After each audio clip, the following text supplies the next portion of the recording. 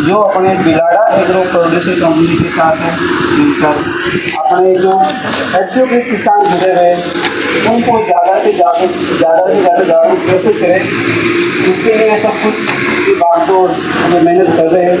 तो मेरे को भी चाहिए कि थोड़ा सा टाइम निकाल के हम भी आए ताकि आए हो मेहमान का अच्छे से हम ख्याल रख सकें। आप सबको पता होगा कि जब भी हमारे यहाँ मेहमान आते हैं तो सबसे अच्छा राजस्थान में यही रिवाज है माला का साफा का। तो हमने भी छोटा सा अरेंजमेंट किया है माला का। तो हमारे spices board regional office Jodhpur के उप निदेशक डिप्टी डायरेक्टर साहब श्री जुगुलदास जी जो वेस्ट बंगाल में रहने वाले हैं, उनके मैं स्वागत के लिए बुलाना चाहूँगा श्री जयराम जी को। जयराम जी आगे आइए।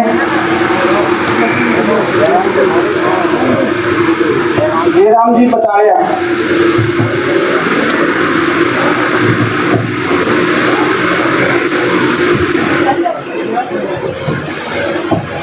श्री जुगुलदास जी का स्वागत करेंगे।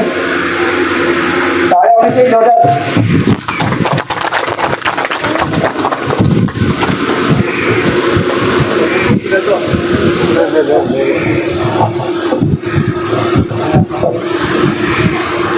आगे में हमारे डॉक्टर राठौरी साहब जो रिटायर्ड प्रोफेसर एग्रीकल्चर यूनिवर्सिटी के जोधपुर के पधारे हैं, तो उनकी स्वागत के लिए मैं बुलाना चाहूँगा श्री बाबूराम जी को।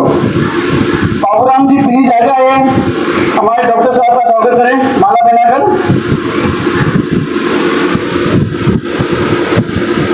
निकाल दो इसको, निकाल दो ये वाला निकाल दो, निकाल दो। बहुत बहुत धन्यवाद सर, आप आते रहते हमारे किसानों से मिलने के लिए। अगली कड़ी में मैं स्पाइस बोर्ड के senior field officer doctor SK कुलोली साहब के स्वागत के लिए मैं बुलाना चाहूँगा श्री पूसाराम जी को। उधरी आवास पूसाराम जी, डॉक्टर SK कुलोली साहब का स्वागत करेंगे।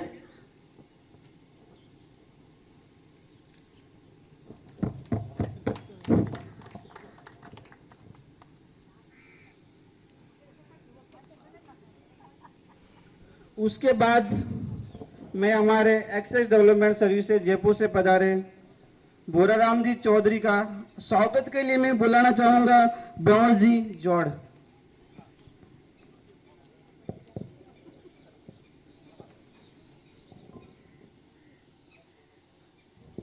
बंवर जी जोड़ा ले बंवर जी।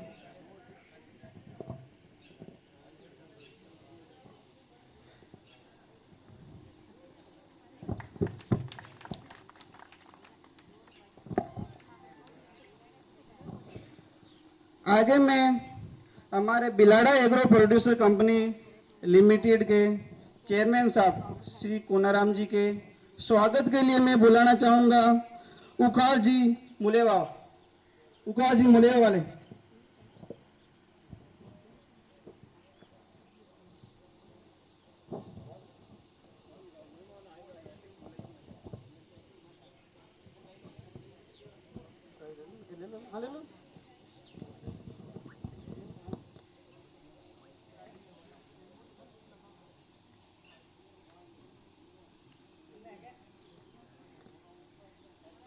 तालियां होनी चाहिए जोरदार।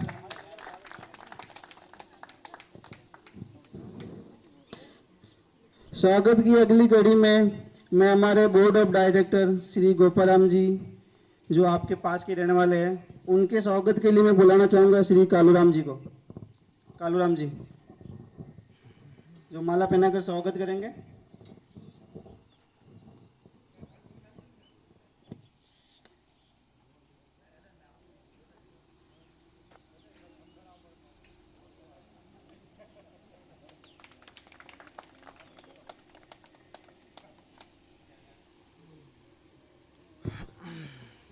आगे में हमारे प्रोग्रेसिव किसान श्री पूसाराम जी जो हमारे सामने मंच पर विराजमान है, तो इनके स्वागत के लिए मैं बुलाना चाहूँगा श्री डगड़ा राम जी को। डगड़ा राम जी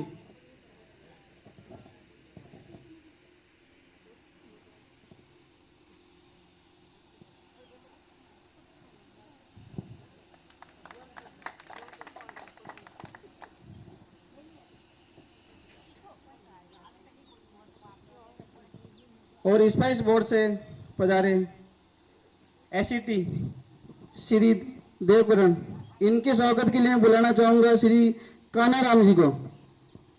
देवकरण जी स्पाइसेस बोर्ड सोदपुर से पधारे कानाराम जी को। कानाराम जी काग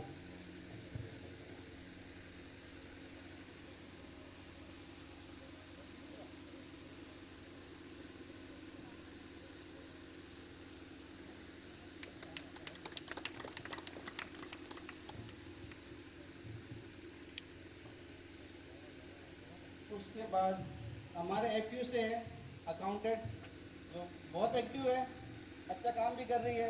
मैंने बहुत हमने नहीं देखा है, तो इनका भी हम चाह रहे हैं कि इनका भी स्वागत हो। ये आपकी बच्ची है, बिलाड़ा से ही है, सीताराम जी की बच्ची है, तो इनके स्वागत के लिए मैं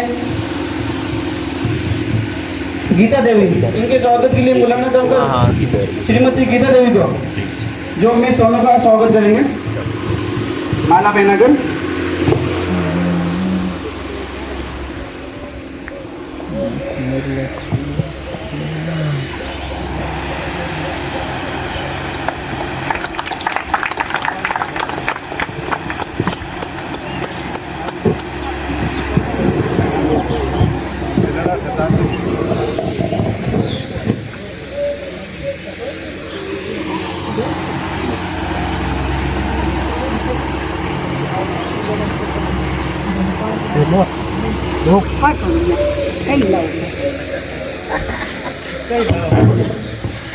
सभी किसान भाइयों और यहाँ पधारे सभी मान्यवर और मंच पर बैठे चेयरमैन जी और डिप्टी डायरेक्टर आदरणीय professor retired professor doctor Rajpuri sir, Manchgarh CEO ADS ji, board of director Pusaram ji, बहनों और भाइयों और बहनों, आज का जो कार्यक्रम है ये दूसरा कार्यक्रम है इस बिलाड़ा एग्रो प्रोड्यूसर कंपनी के माध्यम से।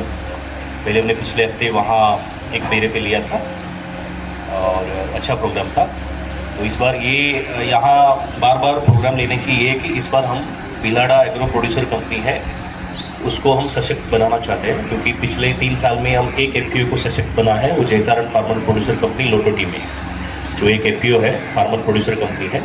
और सरकार इस बार एफपीओ को सशक्त करने के लिए बहुत सारे स्कीम्स लाई है और एफपीओ के अंतर्गत जो लाभ किसानों को मिलेगी वो लाभ किसानों को आने वाले समय में एक मॉडल जैसे बनाने के लिए हमने ये स्टेप्स लिया है। पिछले 3 सालों में हमने इस एफपीओ को जो आपके नज़दीकी है लोटोटी, यहाँ उसमें जो किसान जुड़े हैं, मुझे लगता है 2 से 3 हज़ार किसान जुड़े हैं और उनको डायरेक्टली फ़ायदा मिला है। डायरेक्टली फ़ायदा ये मिला है कि अभी आप जो रेट देख रहे हो उस रेट से भी डबल गुना, मतलब जब उनकी ये होगी डायरेक्टली जो मार्केट से जो एक्सपोर्ट से निर्यात थे उनसे परचेज किया है। लेकिन सिर्फ ये है कि वो गुणवत्ता वाली होनी चाहिए, जो दवा है वो मात्रा रहती है उसके कम होने से तभी आपको डायरेक्टली उसका मुनाफा मिलेगा। और उनका जो अभी जो मुनाफा हुआ है, मुझे लगता है 5 या 6 करोड़ तक उनका वो ट्रांजैक्शन हुआ है। तो अभी वो एक एस्टेट प्रोजेक्ट में था, तो इस बार हमने इस एफपीओ को जो बिलाड़ा जो आप देख रहे हैं क्यों चुना है कि क्योंकि ये बिलाड़ा एक नाम है पहले से और सौंफ के लिए बहुत बड़ी मंडी है। जितना नाम है उतना दाम नहीं है। तो इसी वजह से हमने ये बहुत सारे प्रोग्राम्स आने वाले दिनों में ऐसे बहुत सारे रिपीटेडली प्रोग्राम्स करेंगे। किसान भाई को यहाँ जितने भी गिलाड़ा के क्षेत्र में जितने भी गांव हैं और इस गांव में जितने भी किसान भाई हैं, उस किसान भाइयों को अलग अलग माध्यम से अलग अलग हमारे जो एक्सपर्ट्स हैं, जैसे राजपुर सर है, राजपुर सर यहाँ बहुत सारे काम किया है। और इससे पहले यहाँ एक वीसी साहब थे, चौधरी साहब, वो अभी नहीं रहे हमारे बीच में, एग्रीकल्चर यूनिवर्सिटी के, वो भी गिलाड़ा के थे। तो ये आज प्रोग्राम इसलिए रखा कि यहाँ जीरा और सौंफ बहुत होती है। अभी तो फसल नहीं है, अभी यहाँ सब कपास और ये लगी हुई है, खरीफ की सीज़न है। सब की बुआई अभी मुझे लगता है शुरू हो गई होगी, बुआई होगी। और बारिश भी बहुत अच्छा हुआ है इस बार। मुझे लगता है पिछले 30 सालों में से ज़्यादा बारिश हुई है। अभी भी होने वाली संकेत दिख रहा है, क्योंकि अभी हम यहाँ रहते जोधपुर में बारिश पड़ रहा है। और रबी सीज़न भी अच्छा रहा, मतलब रखते अच्छी होनी चाहिए। जो रबी में होता है मेन, हमारी जो मसाले रबी में होती है, खरीफ में नहीं होते, है ना। तो इसी माध्यम से मैं हमारे जो उप निदेशक साहब हैं श्री जुगलदास साहब, उनसे मैं निवेदन करूंगा 4 शब्द रखे हमारे किसानों के बीच।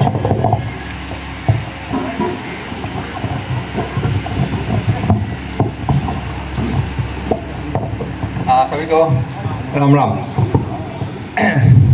तो आप लोग को पता होगा स्पाइसेस बोर्ड का बारे में, आपको पता है स्पाइसेस बोर्ड? कितने को पता है स्पाइसेस बोर्ड के बारे में? हाथ उठाइए। पता नहीं है?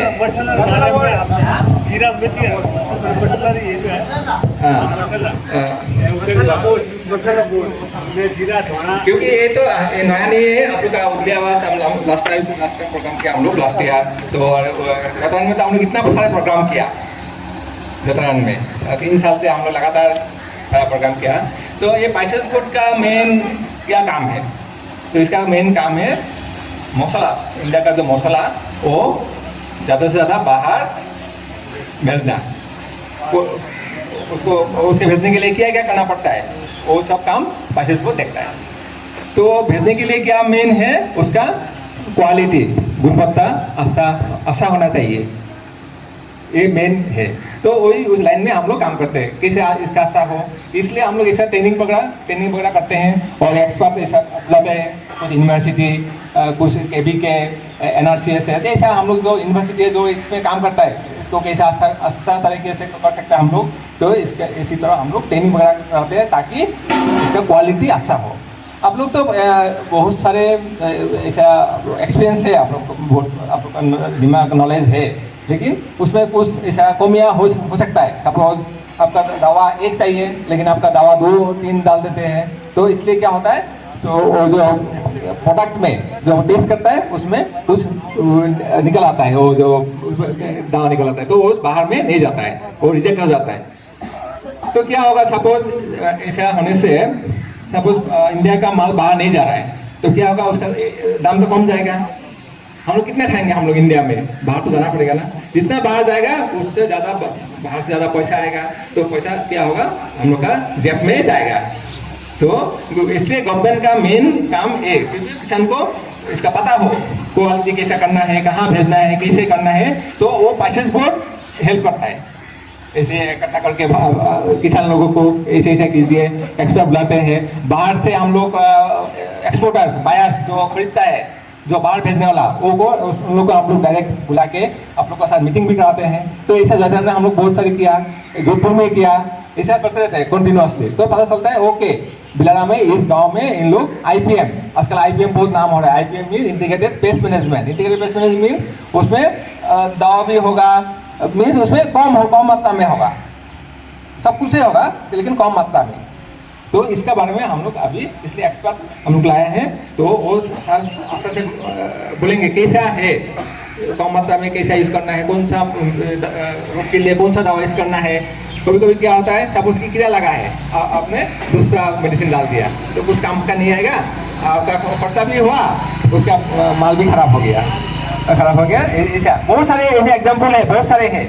हम लोग जाते हैं ना गाँव में, वो दुकानदार दे देता है, ओके आप ये 3 दवा ले लीजिए, नहीं कुछ काम पे नहीं होता है, आपका माल खराब होता है। इतना मेहनत करने के बाद जो क्वालिटी अच्छा नहीं होगा वो बाहर नहीं जाएगा।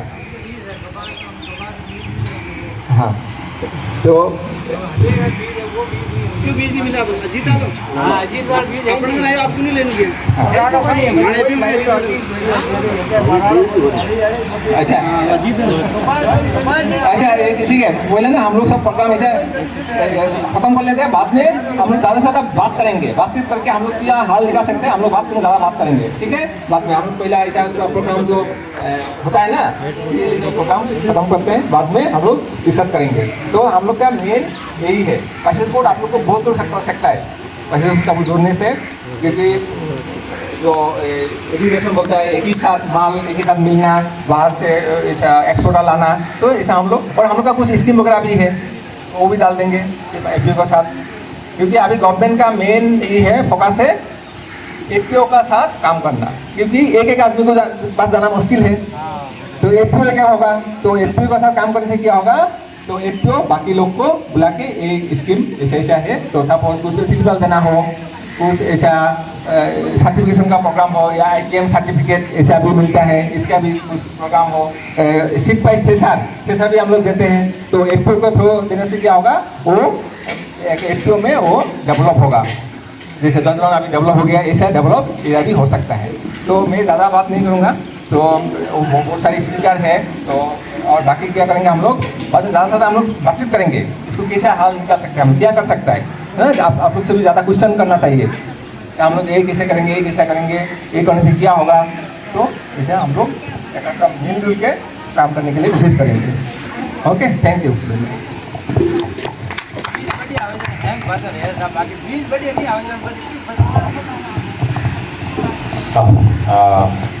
बहुत बहुत धन्यवाद उपनिरीक्षक साहब जी मेरे किसान भाइयों एक्चुअली आज का जो मेन उद्देश्य जो है ना मीटिंग का मैं आपको संक्षेप में बता देता हूँ तो सर जो आपको कवर करेंगे देखिए यह जीरा और सौंफ होती है सिर्फ मसाले की हम बात कर रहे हैं यहाँ कपास गेहूँ कुछ नहीं क्योंकि ये मसाला बोर्ड है तो मसाले की ही बात करेंगे और ये क्या है हमारी रबी क्रॉप है अभी क्या बुआई हुई है सौंफ तो जीरा और सौंफ खेती में नवाचार खेती तकनीकी जानकारी प्रदान आपको इस मीटिंग में होगी फसल मानकों को बढ़ाने के लिए गुणवत्ता प्रबंधन प्रथाओं पर चर्चा होगी बाजार पहुंच यानी मार्केट जो है और गुणवत्ता सुधार में किसान उत्पादन संगठन यानी ये जो भिलाड़ा एग्रो प्रोड्यूसर कंपनी है उसका भूमिका का क्या भूमिका रहेगी ये किसान को सशक्त बनाने में वो डिस्कशन होगा गुणवत्ता संवर्धन के वास्तविक उदाहरण और सफलता की कहानियाँ मतलब बहुत सारे ऐसे कहानियाँ हैं जो सफल हुए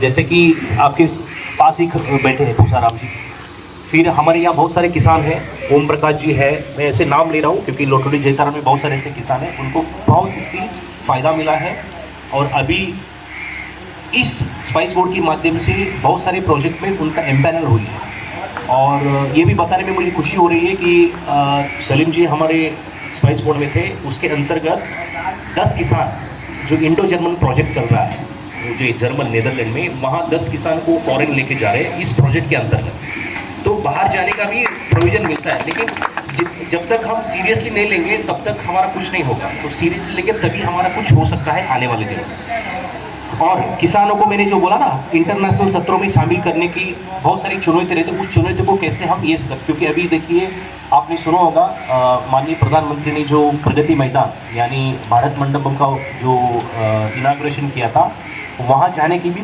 मतलब प्रावधान मिलेगा क्योंकि आदरणीय चेयरमैन साहब कुनाराम जी को हम अगले जो कुछ सत्र में यानी ट्रेड फेयर में उनको वहाँ जो ये लगती है स्टॉल लगती है और उस स्टॉल में जो माल लगता है आपका ही माल रहता है ना जीरा सौंफ क्या हम मशीन कोई पैदा नहीं करता कोई फसल को सब किसान का माल है सिर्फ उसको अच्छा पैकिंग करके ऊपर ठप्पा लगा दिया तो वो अच्छा माल होगा और आप ऐसे बोरी में बिको तो उसका कोई वैल्यू नहीं रहती तो इसीलिए ब्रांडिंग की बहुत इंपॉर्टेंट है जैसे एफपीओ के नाम पे कुछ आप ब्रांडिंग बना दिया तो उसकी जो कीमत है उसका जो मूल्यवर्धन है आपको 2 गुना नहीं 3 गुना नहीं 4 गुना तक उसका मूल्यवर्धन हो जाए तो मूल्यवर्धन का यही है क्योंकि हम बहुत सालों से ये हम जानते हैं और दूसरे जो प्रमुख विषय है इस प्रोग्राम का नवाचार खेती तकनीकें जो सर डॉक्टर साहब कहेंगे फिर मसाला खेती में गुणवत्ता प्रबंधन कैसे हो सकती है गुणवत्ता और बाजार पहुंच में एफपीओ का क्या भूमिका रहेगी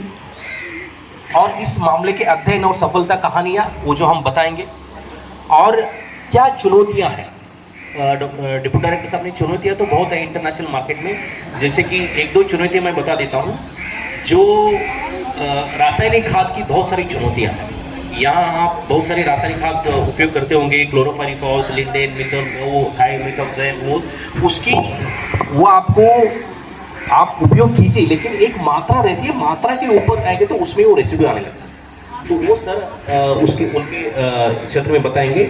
और दूसरा है बीज उपचार, जो आप अभी बताए ना, बीज उपचार और एफआईआर टेक्नोलॉजी। एफआईआर यानी वो सर बताएंगे 3 टेक्निक चाहिए उसको कैसे करें। ये सभी चीज़ें आपको इस सत्र में हमारे विशेष वैज्ञानिक जो आए हैं एग्रीकल्चर यूनिवर्सिटी से वो बताएंगे। तो अभी मैं डॉक्टर साहब से निवेदन करूँगा कि वो आपका जो सत्र है जो जीरा और सौंफ की खेती में गुणवत्ता संवर्धन के लिए नवाचार प्रथाएं, ये है आज का मेन उद्देश्य। और इसको ठीक तरीके से, क्योंकि बहुत ही एक्सपीरियंसड है सर और ये हमारे गुरु हैं, हम तो चेले हैं उनके। आपके चेयरमैन एफपीओ के श्रीमान कुन्नाराम जी और एडीएस साहब बुराराम जी, प्रगतिशील किसान हमारे, और सभी किसान भाइयों माताओं बहनों, आप सभी को नमस्कार। अब मैं चर्चा करूंगा कि जीरे की फसल में पहले और उसके बाद में सौंफ में जो आज जो है गुणवत्ता सुधार, क्वालिटी कैसे इम्प्रूव कर सकते हैं। आप पहले तो आप करते हो, उसमें पहले तो करेंगे कि उत्पादन तकनीक कैसे बढ़ा सकते हो। उत्पादन आप ऐसे करते ही हो, देखो ऐसा है यहाँ पर सभी अच्छी पैदा करते हैं। राजस्थान में जीरे की खेती है वो सबसे ज़्यादा होती है। पहले जो गुजरात में ज़्यादा होती थी, अब आजकल क्या है कि क्षेत्रफल इतना बढ़ गया कि पश्चिम राजस्थान में जीरे का बहुत क्षेत्रफल हो गया है। किसान बहुत अच्छी खेती करते हैं, किसान बहुत मेहनती है। पर इससे भी ज़्यादा अपने यहाँ पर जीरा होने का कारण यह है कि भगवान की मेहरबानी है कि आपके यहाँ पर ऐसा मौसम दिया है, ठंडा और सूखा मौसम होता है, वहां पर जीरा पैदा होता है। किसान तो और भी कई जगह मेहनती है, पर वहां पर ऐसा मौसम भगवान ने नहीं दिया कि जिससे जीरा पैदा कर सके, सौंफ पैदा कर सके। तो अपने यहाँ पर सूखा और ठंडा मौसम जो है वो यहाँ पर दिया, इसलिए जीरे की खेती पैदा होती है। कई बार सूखा नहीं हो, ज्यादा बरसात हो जाती है तो अपने यहाँ भी कई बार समस्या बहुत ज्यादा आ जाती है। तो अपन ये अभी चर्चा करेंगे कि सबसे पहले जीरे की फसल में उत्पादन तकनीक के बारे में, कौन से नवाचार ज्यादा पैदा करें, ऐसे करें कि जिससे कि जीरे की खेती अच्छी उत्पादन ले सके।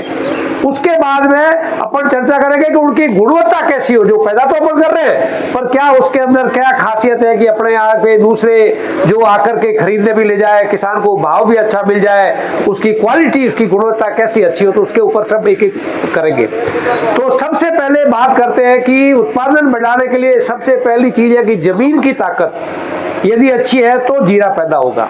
आप सोचोगे भाई जमीन कुछ भी नहीं है, कमजोर है, जही जीरा लगा दो, कुछ ध्यान नहीं रखो, तो फिर क्या है कि उत्पादन जीरे का जो चाहो वो पैदा नहीं होगा। तो उसके लिए सबसे पहले है कि जमीन की ताकत बढ़ाने के लिए जमीन में गोबर की खाद पहले, जो कि यहाँ पर बिलाड़ा के काश्तकार बहुत सारे, मैं यहाँ पर 40 साल से आ रहा हूँ। आपके यहाँ कुलपति साहब यहाँ पर हमारे साथ रहे, काफी साल तक हमने काम किया यहाँ पर, बहुत सारी मीटिंगें हर फसलों पे की। तो यहाँ पर एक ऐसी जमीन है कि यहाँ पर किसान है जो पशु रखता है, माताएं बहनें हैं क्या है कि वो गोबर इकट्ठा करती है, खेतों में डालती है, इसलिए यहाँ का जो पैदावार है वो बहुत अच्छी होती है। पर उसमें थोड़ी सी अपन क्वालिटी के ऊपर चर्चा करेंगे कि जिससे क्या है कि अपना निर्यात योग्य जीरा पैदा कर दें, कि जिससे क्या है कि क्वालिटी इंप्रूव हो जाए, जिससे कि जो आजकल कई विश्व में जिसकी दवाइयों का जो ज्यादा जोर पड़ रहा है उसका नुकसान उसके ऊपर वो भी प्रभाव नहीं हो। तो अपन इस प्रकार से पैदा करें। सबसे पहले तो जमीन की ताकत कैसे पता लगेगी, पहले सबसे पहले जमीन को जांच करानी है। मिट्टी जांच से पता लगता है कि अपनी जमीन में क्या है। अभी जैसे आपके यहाँ पर कहते हो ना कि भी पानी खारा है, ऐसा पीएच बहुत ज्यादा बढ़ रहा है, तो जांच से पता लगा। ऐसे ही 16 चीजें चाहिए पोषक तत्व। अपन क्या डाल रहे हैं, डीएपी, यूरिया, 2 चीज तो समझ में आ गई है, बाकी चीज नहीं डालते। गोबर की खाद में सब 16 चीजें मौजूद है। पहले ये रसायन खाद नहीं होते थे, उस समय भी तो पैदा कितनी जीरे में चाहिए उसके ऊपर चर्चा करेंगे। पर सबसे पहले महत्व है कि मिट्टी जहां से पता लगेगा कि अपनी जमीन में 10 टन गोबर की खाद एक हड़ में, 1 हेक्टर में 2.5 एकड़ जिसको कहते हैं उसके अंदर जरूरत पड़ती है। बुआई से पहले एक बार 3 साल में एक बार इतनी डालनी चाहिए, जो भी आप तो लोग डालते ही हो। तो ये जीरे की खेती के लिए सबसे पहले आता है कि जमीन में ताकत बढ़ाने के लिए ये होनी चाहिए। उसके बाद में जीरे का बीज, देखो अभी बात कहते हैं कि बीज अच्छा होगा तो पैदा होगा। तो बीज जीरे में देखो ऐसा है कि हम अलग अलग निकालते रहते हैं कई सालों से। जो अच्छा बीज होगा वो किसानों को देते हैं। पहले हम RZ 19 लाए, फिर वो दूसरा कई बीज लाए। आजकल एक बीज चल रहा है जिसका नाम है GC 4, गुजरात क्यूमिन 4 अंग्रेजी में कहते हैं, उसका नाम है गुजरात जीरा नंबर 4। ये बीज अपने पूरे किसानों के पास चल रहा है। वो चाहे अवनी आपके नाम से अवनी कंपनी दे रही है, या वो वेस्टर्न कंपनी दे रही है अपने नाम से, या हम राजस्थान जो सरकार का जो राज सीड बीज आ रहा है वो भी GC 4 ले सकते हैं। और देखो बीज किसान भाई चाहे तो अपना घर का भी ले सकता है। बीज आपको बाजार से थैली का कौन सा लाना है? संकर बीज। संकर बीज आपके यहाँ पर बाजरा में संकर है, कपास में संकर है और अरंडी में संकर है। बाकी जितने भी आप बोल रहे हो, जीरा है, घोड़ा जीरा है, राजड़ा है, गेहूं है, मूंग है, मोट है, ग्वार है, तिल है, इसमें आज तक कोई संकर बीज बना नहीं है। तो जिसका संकर बीज नहीं है वो किसान अपने खेत से घर का बीज ले सकता है। पर घर का बीज कैसे लेना है? जीरे का बीज लेना हो तो आप कह रहे हो साहब मेरे 50 बोरी हुआ है, मैंने 49 बोरी भेज दिया और आपके कहने से 1 बोरी घर का रख लिया, वो बीज नहीं है। बीज कौन सा? जो बीज स्वस्थ है, रोगीला नहीं है, क्योंकि उसके अंदर बीज में कई मैं चर्चा करूंगा कि रोग के कीटाणु बहुत छोटे होते बीज के साथ आ जाते हैं। इसलिए अपने को क्या रखना है? जिस खेत में रोग नहीं लगा, मतलब स्वस्थ बीज यानी निरोगा बीज रखना है। कोई भी फसल का हो, आप रख करके एक बार अच्छा पैदा हुआ है आप उसको ले सकते हो। पर संकर बीज का ये कायदा है कि उसको हर साल नया लेना पड़ता है। मैंने बताया 3 अभी जैसे बाजरे की तेली या दूसरे जैसे अभी अरंडी का है या कपास का जो आजकल चल रहा है बीटी। पहले वाला कपास लेते थे वो तो आपने मील में से रुई निकलाई वो बीज ले सकते थे, पर आजकल ये संकर बीज आ गया जिसको आप ये जो अलग अलग कंपनियों के पैकेट आते हैं ना बीटी कपास, तो इसका अपने को थैली लेनी पड़ती है। तो जीरे में आपको बीज होगा GC 4 बीज का ले लिया, घर का है तो घर में अच्छा पैदा हुआ है तो जिसमें रोग नहीं निकला ना, खेत के अंदर ही बूटे डाल लो और उस बीज को रख लो, तो आपको कहीं से बीज के लिए जाने की जरूरत नहीं है। दूसरी बात, अब देखो घर का बीज तो आप सस्ता बेचते हो और बाजार से थैली डबल पैसे लाते हो ना, हो सकता है कई बार बीज वो बाहर का उगे ही नहीं यहाँ पर। भाई गुजरात का पैदा हुआ यहाँ पर जालोर यहाँ पर आपके बिलाड़ा में लगाओगे तो मौसम अनुकूल नहीं हो तो 2-3 पानी ज्यादा लेना पड़ेगा, और यहाँ का निपजा हुआ पहले पानी में निकल जाएगा। एक तो फायदा ये हुआ पानी बचत हुई, दूसरा क्या है कि आपने देखा हुआ रोग नहीं है, क्या पता वहां रोग लगा हुआ आ गया होगा, तो आपके स्वस्थ बीज है अच्छा पैदा हो जाएगा। तो एक बीज की भी बात ध्यान रखना कि आपको कई बीज की थैली लाने, अब नहीं है तो फिर कोशिश करेंगे FP वाले भी मंगाएंगे, आपके यहाँ से अच्छा बीज मंगा के देंगे जिनके नहीं है। पर ये मन में ये निकाल दो कि भाई थैली का ही बीज अच्छा होता है, ऐसी बात नहीं है। आप चाहो तो घर का भी ले सकते हो, पर आपके अच्छा पैदा हो गया तो ये भी ध्यान रखना है। अब आ गया कि बुआई का समय। बुआई का समय हर फसल के लिए जरूरी है। सौंफ में तो क्या है कि लंबा समय है। आप सोचो कि भाई पहले बोएंगे, खेत खाली नहीं हुआ है, अभी खेत खाली पड़ा था खरीफ में तो अभी आपने सौंफ लगा दी, और बाजरा और दूसरी मूंग लगा हुआ है तो जो खाली होगा तो आप फिर दूसरा लगाओगे बीज, तो सौंफ में लंबा समय चलता है। पर जीरे में क्या है कि जैसे ही खरीफ की फसल निकल जाए तो हमने अलग अलग समय में लगा के देखा है, सितंबर, अक्टूबर, नवंबर, दिसंबर, जनवरी, हर एक क्षेत्र में देखा है। सबसे अच्छा समय है नवंबर का महीना, 11वां महीना है, 15 तारीख के आसपास बोओगे तो अच्छा होगा। बुआई का समय अगस्त में हो गए तो भी गर्मी ज्यादा होगी कि उखटा रोग लगता है, जाने की शिकायत ज्यादा होती है तो ये हो जाएगी। अगर देरी से ज्यादा बोओगे तो क्या कि मेले की शिकायत, आपके होली के बाद में कटेगा नहीं तो फिर रोग की शिकायत। इसलिए सबसे अच्छा समय बुआई का है 15 नवंबर के आसपास। आपकी ज्यादा खेती करनी है ना तो फिर क्या है कि आप थोड़ा 10 दिन आगे आ जाओ और थोड़ा 10 दिन पीछे जाओ, नवंबर के महीने में आप बोना है, जिससे कि आपको अच्छा ठंडक भी जीरे को मिले, आपको मौसम भी अच्छा मिले कि जीरा अच्छा पैदा हो सके। उसके बाद में जैसे ही आपके बात आती है भाई खुराक की जमीन में देनी है, एक तो जमीन में कह दिया भाई गोबर की खाद है तो लेबोरेटरी में कह दिया भाई 10 टन डालनी है, अब आपके पास जितनी है उतनी डालोगे आप। उसके बाद में वैज्ञानिकों ने निकाला कि इसको नाइट्रोजन की कितनी जरूरत चाहिए, फास्फोरस को कितनी चाहिए, पोटास कितना चाहिए, तो एक वैज्ञानिकों ने निकाला कि भाई जीरे के लिए इतना उत्पादन करने के लिए ये चीज डालनी चाहिए, तो वो भी आप डाल सकते हो। जैसे हमारे ये भूसाराम जी चलो गोबर की खाद या जैविक चीजें वो भी होता है जीरा, ये जो कर रहे हैं वो पूरा जैविक जीरा कर रहे हैं। मैं आपको बताऊंगा जो उत्पादन तकनीक में जीरे का उत्पादन कैसे होए, और आईपीएम तकनीक मतलब समन्वित तरीका, जिससे क्या है कि आपका व्यापारी भी खरीद ले और उसमें ज्यादा जहर भी नहीं हो। बीज की तरीका एक तो ये पूरा जैविक, उसमें तो आपको दवाई भी जीरा या यूरिया डीएपी भी नहीं डालना है। दूसरा तरीका है कि जिसमें पूरा रसायन डालना है। मैं बताऊंगा ऐसा आईपीएम तकनीक जिसके द्वारा समन्वित तरीके से आप थोड़ा बहुत खाद भी डाल दो, कीड़ा बीमारी लगे तो जरूरत के हिसाब से डाल दो, और कौन सी डालो जिससे कि वो सैंपल पास हो जाए, उसके अंदर जहर रहे नहीं, ऐसी दवाई बताऊंगा जिससे मेला भी मर जाए, उकटा रोग भी नहीं हो, कारिया रोग भी नहीं हो, धौड़िया भी नहीं आए और आपका पैदा अच्छी हो जाए। तो इसके ऊपर अपन चर्चा करेंगे। तो सबसे पहले बुआई का समय आ गया, बीज आपने ले लिया। एक आता है खरपतवार नियंत्रण। अपने यहाँ तो रसायन की वैसे जरूरत नहीं है, कई लोग रसायन भी डालते हैं पहले, पर यहाँ पर क्या है कि महिला यहाँ पर तो आपके पूरा वो समय समय पे निकालते रहते हैं कस्सी, तो उसमें कोई दवाई की जरूरत नहीं है। दवाई डालते हैं तो फिर क्या है कि अभी मूंगों में कई जगह दवाई डाली तो आगे रायडे में दिक्कत पैदा करती है, दवाई का असर होता है ज्यादा रह जाता है, उगने में दिक्कत करती है। तो इसलिए दवाई भी है, परंतु कोशिश ये करते हैं कि अपन कचरे को समय पर निकालते रहे। अब आता है कि भाई आपके बुआई करने का समय आ गया, बोने के लिए बीज आपके पास में आ गया। फिर बुआई के लिए हम वैसे कतारों में बोने का कहते हैं, जीरा भी लाइनों में आप बो सकते हो। हमारे यहाँ फार्म पे देखो तो आपको कतारों में पहले एक जिस कतार में डाल दी उसमें ही हर ऐसी बनी हुई कट्टी, उसके अंदर बीज ऊपर गिरता है और आपके कतारों में उगता है। आप क्या है कि छंटवा बोते हो तो वो भी बो सकते हो, कोई बात नहीं। आपके यहाँ थोड़ा पानी क्या है कि जैसे जैसे मात्रा थोड़ी जिप्सम ये बढ़ रही है ना खार की, तो इसलिए कि आप डोलियां बनाते हो उसमें भी लगा सकते हो। तो एक तो ये है कि जिप्सम का प्रयोग 16 चीजों में देखो, एक तो मैं डीएपी यूरिया की तो बात करूंगा ही, उसके बाद में जिप्सम में 2 चीजें होती है 16 में से, कैल्शियम और सल्फर। कैल्शियम क्या करता है, जीरे की हड्डियों को मजबूत करता है, और सल्फर क्या करता है कि उसके अंदर तेल की मात्रा, जीरे में तेल की मात्रा, बढ़िया जीरे की क्वालिटी अगर होती है तो आपको 4% 4.5% तेल निकलता है। 1 कुंटल यदि आप बीज कहीं देते हो ना गाड़ी में से, तो उसको तेल निकाल दे देगा 4 लीटर का अंदर। उसमें जो खुशबू आती है ना, अभी आप कहीं गुजरात जाओ तो सड़क पे बस में चलोगे तो सौंफ की खुशबू आएगी वहाँ ऊंजा मंडी के पास से, तो वो वोलेटाइल ऑयल है, हवा में आपको खुशबू आती रहती है उसकी। तो ये जो उसके अंदर तेल की मात्रा, वो भी एक क्वालिटी है, गुणवत्ता है। कई लोग उसकी तेल की क्वालिटी, अब आप रायडा बेचने जाते हो तो आजकल तो लेबोरेटरी लग गई ना, वहां पर रायडे में कितना तेल है उससे लेते हैं। कई बार वहां पर मैं गंगानगर में था तो गन्ना होता था ना, गन्ना तो लोग बाग ट्रैक्टर डाला और वहां ले लेते, तो ऐसा गन्ना जो बांस हुआ उसमें रस नहीं होता था, तो फैक्ट्री घाटा में जाने लग गई। तो उन्होंने उसके अंदर कितना गन्ने का शुगर है उसके हिसाब से रेट निकाल दी। ऐसे ही धीरे धीरे टाइम आएगा कि आपके भी ये अंदर इसमें भी क्वालिटी गुणवत्ता के ऊपर अपने को ध्यान देना है। तो कैसे तेल की मात्रा बढ़े, सल्फर डालोगे तो।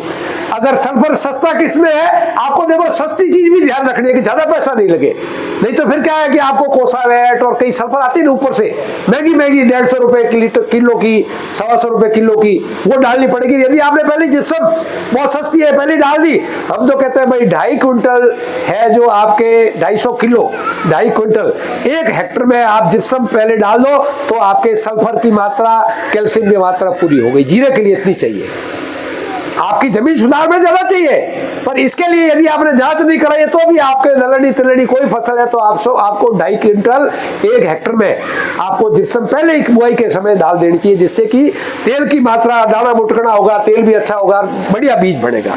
तो एक ये भी ध्यान रखना है। उसके बाद बुआई का समय आएगा, फिर खरपतवार में, फिर सिंचाई। देखो जीरा क्या है कि सिंचित फसल ही है, कई जगह नागौर वगैरह में अच्छी अभी बरसात हो जाती है तो सेवज भी लेते हैं, पर अपने यहाँ पर हमने सिंचाई बता रखी है, कहीं फव्वारा सिंचाई भी है, कहीं पर बूंद बूंद सिंचाई भी है, अपन क्यारियों से देते हैं। तो अपने को ध्यान रखना है कि भाई 2 पानी में हो जाए तो 3 पानी नहीं देना पड़े, थोड़ी हल्की जमीन 3 पानी देते हैं, ज्यादा नहीं देना पड़े। कई बार ज्यादा पानी दे दिया और ऊपर से बरसात होगी तो काड़िया रोग आ जाता है। तो अपने सिंचाई का समय समय पे इस पे ध्यान रखना है। अब दूसरा क्या है कि बीज को उपचार करना है। बीज जो है ना आपका घर का लिया है, देखो आपने सब ध्यान रखा है, बीज को देखे रोग नहीं पड़े, पर कीटाणु इतना छोटा होता है आंख से दिखता नहीं है, बीज के अंदर आ सकता है। कोई भी डाकड़ा जो पौधा है, रोगी पौधा, उकटा रोग, जिसका जो जाने की शिकायत है, जीरे में जाते हैं ना 3-4 साल या जाने की शिकायत, उसका कीटाणु जमीन के पानी से चल करके नर्सरी में चल के बीज में आ जाता है। और एक साथ भी एक रोगी पौधा साथ में कट गया तो उसमें 1000 दाने आ गए, 1000 दाने आपके उसमें आ गए हो गए, तो उसके अंदर क्या है कि आपके वो कीटाणु रोगी पौधे तैयार कर देगा, 1000 पौधे तैयार कर देगा खेत में। और जब भी तो कहते हैं 3-4 साल अगर बोएंगे तो पूरा खेत जो जीरे का झाड़े की शिकायत ज्यादा हो जाती है, क्योंकि वो पहले बीज जनित रोग है, फिर भूमि जनित हो जाएगा, क्योंकि जमीन में रोगी पौधे मर जाएंगे और फर्स्ट जीरा निकालने के रोग वाला अंदर ही पड़ा है। एक पौधे के अंदर करोड़ों छोटे छोटे रोग के बीज है, जो फ्यूजेरियम उकटा रोग करता है ना, उसके छोटे छोटे बीज बहुत सारे होते हैं, वो जमीन में पड़ा है, रोग आगे बढ़ जाएगा। तो अपने को ध्यान रखना है, बीज का उपचार करना है। बीज उपचार में 2 विधियां हैं कि यदि कोई आप रसायन से करते हैं तो एक दवाई आती है कार्बेंडाजिम, पर हम कहते हैं कि उसके उतना ही प्रभाव होगा।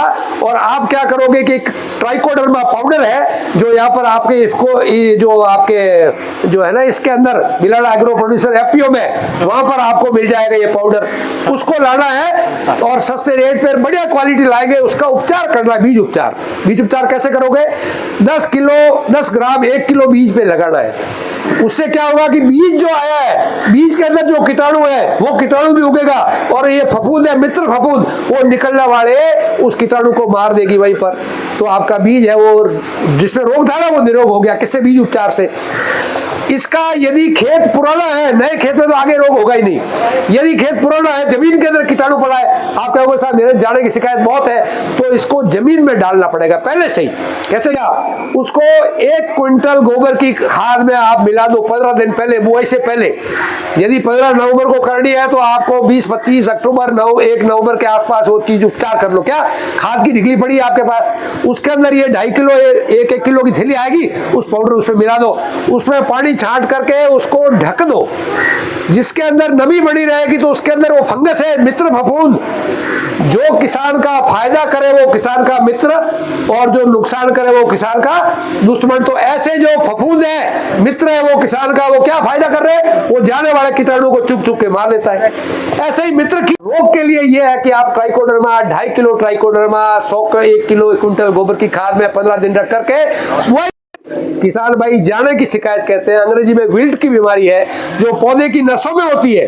पौधा आप दवाई छिड़को वो क्योंकि अंदर पौधे की पानी की नली है ना, वो रुक जाएगी।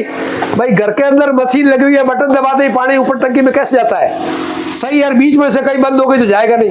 तो इसमें भी पानी जो नीचे जमीन वाला है ठेठ फूल तक ऊपर में जाता है, बीच में एक पानी की नली लगी हुई है जो वेस्कुलर, उसमें अंदर क्या है कि अगर रुकावट आ गई, वो फंगस आ गई तो पानी जाएगा नहीं, पौधा प्यासा ही मर जाएगा। तो इसके लिए क्या करना है? ट्राइकोडर्मा को पहले ही गोबर की खाद में मिला के जमीन में, जिससे कि जाने की शिकायत बिल्कुल नहीं हो। अब बात आती है कि आपके बरसात जीरा फूलों में आ गया है, तो अच्छा खाद की बात आपको बता दी कि नाइट्रोजन इसमें चाहिए 20 किलो, फास्फोरस आपके चाहिए इसमें नाइट्रोजन 30 किलो और फास्फोरस 20 किलो, ठीक है ना। डीएपी जो फास्फोरस है वो दे सकते हो 20 किलो और नाइट्रोजन 30 किलो, मतलब 1 कट्टा आप डीएपी का बुआई के समय दे दो हड़ में 6 बीघे में, और ऊपर बाद में यूरिया है वो 1 बार में दो, या तो 30 महीने में, या फिर 2 बार में दे दो। एक 6 बीघे में आपको 10 किलो बीघे में आपको यूरिया देना है, जिससे कि आपकी बढ़वार अच्छी हो जाए। अब ये खाद के बाद में एक आता है पोटास, आता है 15 किलो। हम कहते हैं पोटास यदि आप दे दो तो उससे क्या है कि दाने की चमक भी बढ़िया होगी और उसमें रोग, पोटास का काम है एक तो दाने को अच्छा बनाना, दूसरा काम क्या है कि उसके अंदर आपके रोग प्रतिरोधक क्षमता, जैसे रोग लगने की क्षमता भी पोटास दिया होता है तो उसमें कम लगती है। तो ये कहते हैं ये भी जीरे की सिफारिश है, मिट्टी की जांच के हिसाब से इसको भी अपन प्रयोग कर सकते हैं। जांच नहीं करें तो आप 15 किलो आप बुआई के समय एक हड़ में 1 हेक्टेयर में डाल सकते हैं। अब उसके बाद में 30-35 दिन आपके 40 दिन की फसल हुई, उस समय आकाश में नमी ज्यादा हो, ये लगातार बरसात हो जाए, नमी ज्यादा हो तो एक रोग आता है जिसको झुलसा रोग कहते हैं हम, आप लोग उसको काड़िया रोग कहते हो, अंग्रेजी में इसको ब्लाइट रोग कहते हैं। एक अल्टरनेरिया बर्नसाई नाम की एक फफूंद होती है, वो हवा से आकर के जो ओस की बूंदें पत्तों पे गिरी है, या जीरे को आपने ज्यादा पानी पिला दिया है, या बरसात भगवान ने ऊपर से ज्यादा कर दिया है, खेत में भरा हुआ, तो मौसम अनुकूल होने पर रोग होगा। कोई साल ऐसा होता है कि ये काड़िया रोग आता ही नहीं है, इसका मतलब ये है कि मौसम अनुकूल नहीं था, उसके लिए नमी ज्यादा नहीं थी, आपने ध्यान रखा तो रोग नहीं आया। और मौसम अनुकूल हो गया, ज्यादा बरसात हो गई या आपने ज्यादा पानी पिला दिया तो रोग आ गया, तो बढ़ना शुरू हो जाएगा। उसके लक्षण पत्तियों पर आएंगे, पत्तियां भूरे भूरे दाग पड़ के काले पड़ जाएंगे, पूरा खेत के अंदर जीरा जल जाएगा, उसको कहते हैं अंग्रेजी में ब्लाइट। झुलस गया, झुलसने का मतलब जानते हो ना, जल गया, वो दूर से ही लगेगा खेत जल गया। मैं एक बार इधर आपके पीछे एक बंदे में आया कई साल पहले, तो पूरा नमी में था, वो पूरा जल गया था पूरा। कई बार आप देखते हो खेतों में होता ही है। तो इस रोग को कहते हैं झुलसा रोग। अब इसके नियंत्रण के लिए तेज दवाइयां भी है, अभी मैं आपको तेज नहीं बताऊंगा, हल्की दवाई बताऊंगा। एक तो जैविक दवाई, जैसे ये लोग कर रहे हैं ना जैविक, उनके लिए तो ये है कि आप नीम को, निम्बोली, नीम आग धतूरे का घोल है, वो मिला करके फसल पे लगातार छिड़कोगे तो मैला भी नहीं लगेगा, रोग भी नहीं लगेगा। पर ये मेहनत का काम है, ये नहीं करो तो फिर हम कहते हैं भाई दवाई पे आते हैं। तो एक आता है कॉपर ऑक्सीक्लोराइड, COC के नाम से बाजार में आता है कॉपर ऑक्सीक्लोराइड। बाजार में ब्लाइटॉक्स है, ब्लू कॉपर है, टाटा का कई आएगा। उसका 3 ग्राम 1 लीटर में आप घोल बना करके फसल पे छिड़क दोगे तो ये कालिया बीमारी नहीं होगी और आपके जीरा पास हो जाएगा, कोई रुकावट नहीं आएगी कहीं।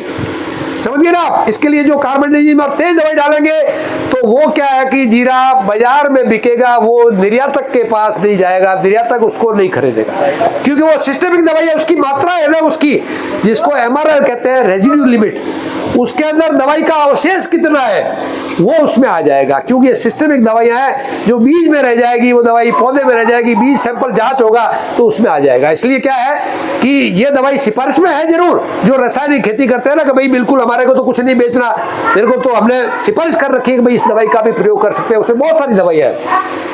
तो आपको क्या है कि IPM में आपको COC कॉपर ऑक्सीक्लोराइड का स्प्रे करना है, झुलसा रोग का इलाज हो गया आपके। अब उसके बाद में 15 दिन बाद में देख लिया कि मौसम फिर आ रहा है, ऐसा हो रहा है, बादल आ रहे हैं, एक बार फिर छिड़काव कर दो, बीज में कोई दवाई नहीं जाएगी और झुलसा रोग पत्तियां निरोगी रहेगी, आपके कालिया रोग पड़ेगा ही नहीं। एक इसके लिए यह भी है कि पास में जो फसल है, जैसे कोई अरंडी की फसल है, कोई लगी हुई है, उसमें ज्यादा पानी पिलाते हो, या गेहूं की है, गेहूं में ज्यादा 8 पानी लगते हैं, तो इसमें थोड़ी नमी आ गई तो वहां रोग आ जाएगा, फिर धीरे धीरे आगे हवा में फैलता है। तो उसका ध्यान रखना है कि पास में फसल है तो यहाँ से थोड़ा इलाज अच्छा करना है, नहीं तो उड़ करके कीटाणु नमी से वहां पनपती है, 8 पानी जीरे में तो नहीं दिया पर उसमें दे रहेगा, उससे आ जाता है रोग। या कहीं ढाल में है, पानी पड़ा है, समतल जमीन नहीं है, नमी पड़ी है, रोग पकड़ लिया तो आ जाएगा उसमें। तो इसका ध्यान रखना है, आ जाए छिड़काव को तो आपके कोई रोग नहीं होगा और फसल निरोगी रहेगी।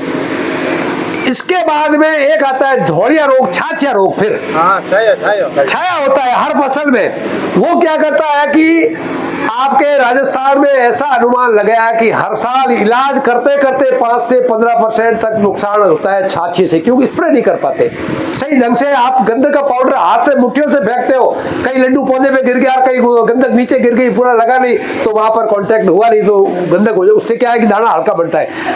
छाछी से क्या होता है कि उसका दाना हल्का बनेगा, पौधा मरेगा नहीं, पर यदि उपचार नहीं करोगे उत्पादन आधा हो जाएगा। आप सोच रहे हो 1 बोरी हो रहा है, आधा हो जाएगा, पौधा मरेगा नहीं, कमजोर रहेगा, दाना हल्का पड़ जाएगा, बीमार पौधा जल्दी जल्दी सांस लेकर के अपने उम्र पूरा करके सूख जाएगा, तो उसका दाना हल्का बढ़ेगा।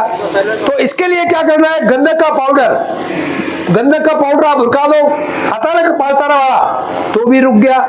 आप सोच रहे हो नहीं स्प्रे करना है तो घुलनशील गंधक आती है, वेटेबल सल्फर, उसका छिड़काव कर दो, छाछ ऊपर से नीचे नहीं आएगा, मतलब बढ़ गया ना, कहीं ऊपर आ गया या कहीं पेड़ों के नीचे आ गया दिख रहा है, आगे नहीं बढ़ेगा फिर वो, यदि आपने सल्फर कर दिया, करते ही हो वैसे, पर ये मैं बताऊं इसके लिए है, छाछिया के लिए कि आप है जो घुलनशील गंधक या गंधक का पाउडर मुरका दोगे तो आपके IPM में जीरा पास भी हो जाएगा। उसकी तेल की मात्रा देखो, छाछिया रोग क्या करता है, दाना के ऊपर भी लगता है, आपने देखा होगा पूरा दाना सफेद होता है, वहां से रस सूख जाता है, तो उसमें तेल की मात्रा 4 की बजाय 2 हो जाएगी, 1 हो जाएगी, दाना पतला हो जाएगा, उत्पादन घट जाएगा, तो गुणवत्ता नहीं रहेगी। इसलिए आपको यह करना है कि आपको छाछिया रोग का नियंत्रण आपको समय पे कर देना है। अब उसके बाद में आता है मोइला, मेला पड़ता है, देखा होगा आपने।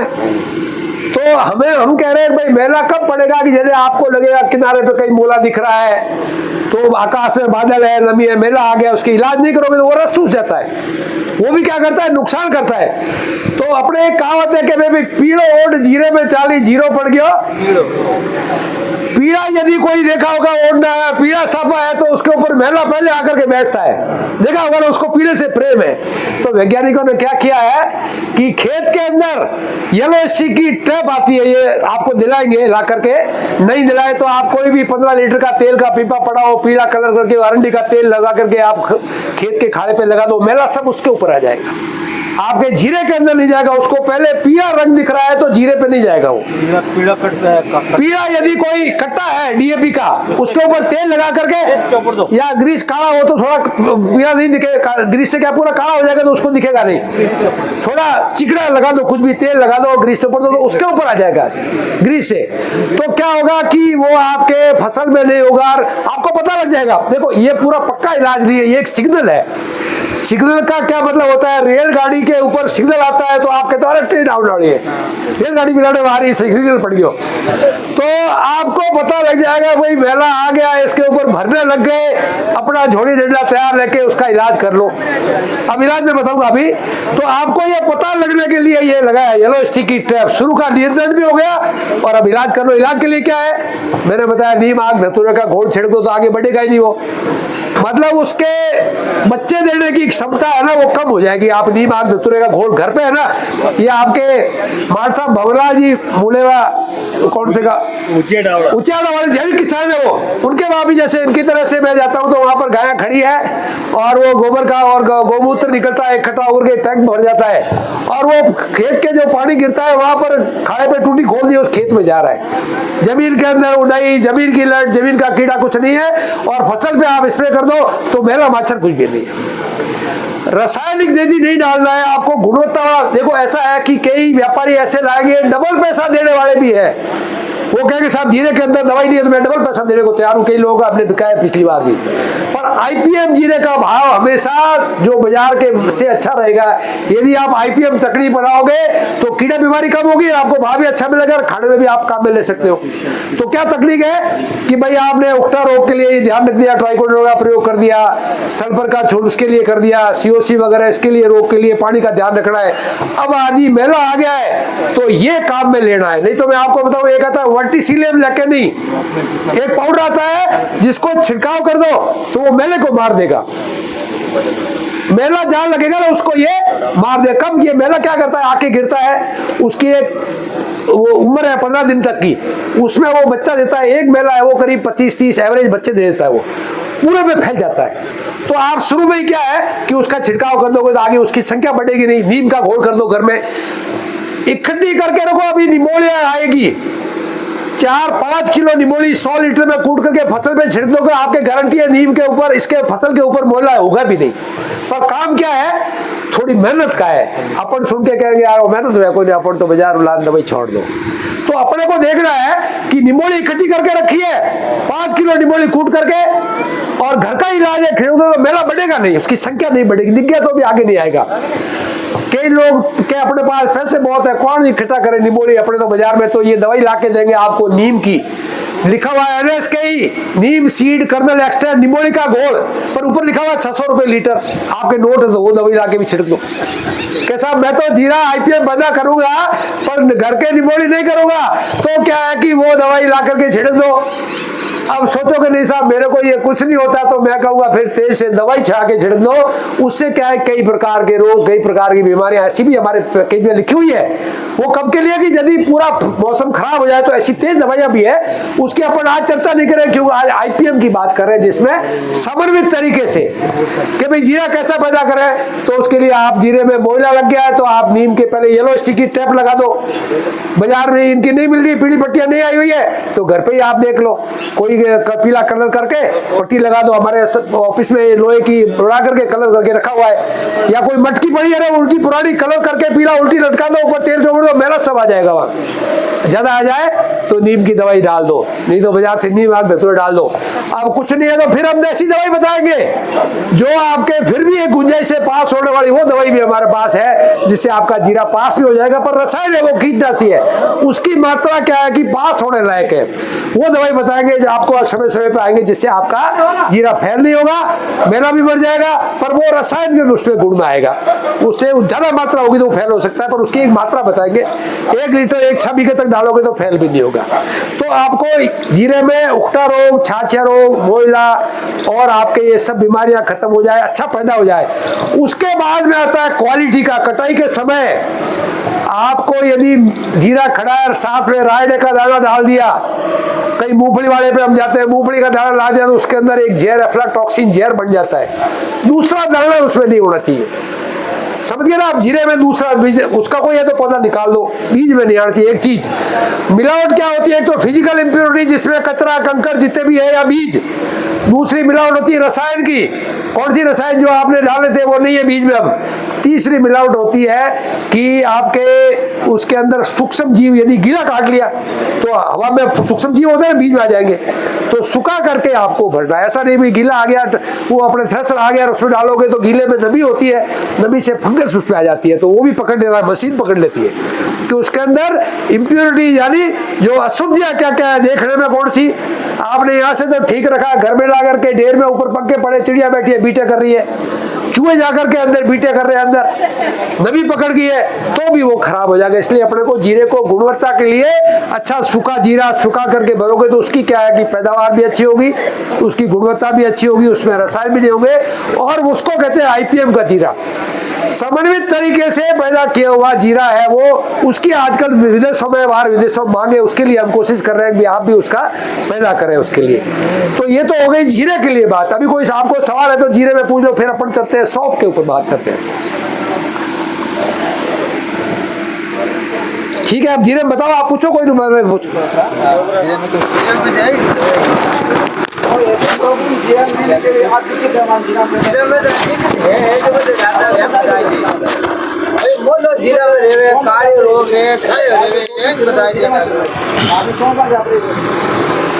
नहीं, कोई सवाल है तो पूछिए। अबे इनमें आपने कोई तरह समझ में नहीं आई तो अपने पाछो आप मैंने पूछ लीजिए, तुमने कीकर कर सके काम में कीकर करे वो, फिर भी आवला आपने बताओ वास्ते यो।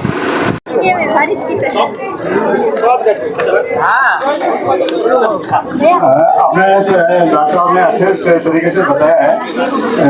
सबसे बढ़िया एक काम है, डॉक्टर साहब ने बोला कि ट्राइकोडर्मा, सबसे बढ़िया काम है जमीन उपचार। वो समझ ही करना है वो। ट्राइकोडर्मा से जमीन उपचार करोगे तो कोई जड़ रोग आवे के तो ढीलो जावे પછી આવે કાળી રોગ वो ट्राइकोडर्मा આપણે ખાદ में मिलाए उपचार करने हम जमीन में पहला नहीं, आज बता ही रहा था कि बारिश पक्का होगा। मैं ठीक है ट्राइकोडर्मा जमीन उपचार जमीन उपचार ही आपने ट्राइकोडर्मा अभी हम लोग कुछ जगह है रहने के लिए बीज आप घर को बीज वैसे ही घरों की बीज ही काम में ले सको। बढ़िया खेत में इतना बढ़िया अच्छा पौधा उगे ना, कोई हाइब्रिड बीज नहीं आवे सब के, कोई हाइब्रिड बीज खाली बाजरा कपास अरंडी बीज आएगा बीज ही हाइब्रिड से घरों ले सको, कहीं नहीं जानो थैली रो भैया डबल भगवाई भी काम में ले सको।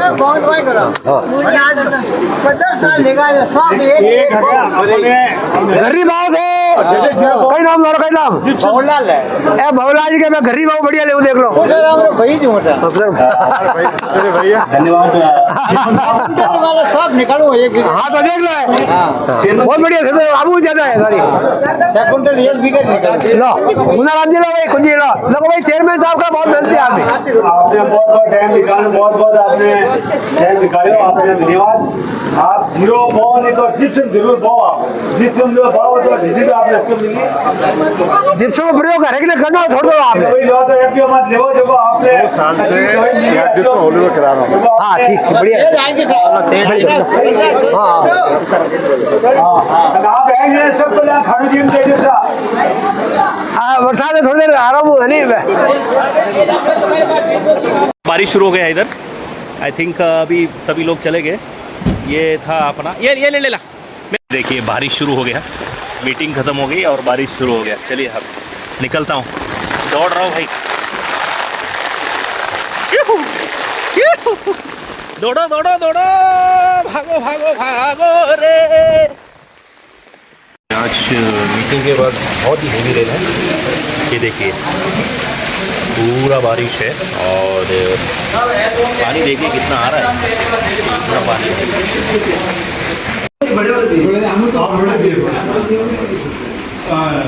ये कहाँ से लाया? नहीं मतलब कौन ये हु इज द ये तो हमने उधर प्रतापगढ़ साइड से मंगाया। ये सीविड एक्सट्रैक्ट है, क्लोरोफाइट है। बिल्कुल सस्ता है, कोई बात नहीं, बहुत अच्छा है। लोग इसको कीमत नहीं देंगे, 60 रुपए का क्या है इसको। सस्ती है, ये लो इतने की है, बहुत सस्ती है। नहीं अच्छी बात है।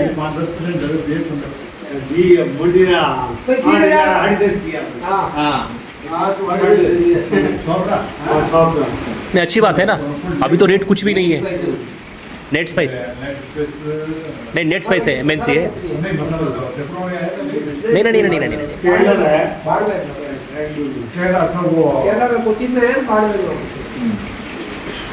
नहीं, नेट स्पाइस है एमएनसी, मल्टीनेशनल कंपनी है, बड़ी कंपनी है। एंड हाँ विकी जी आए थे, 52 क्विंटल ले ली ना, ठीक है, वेरी गुड।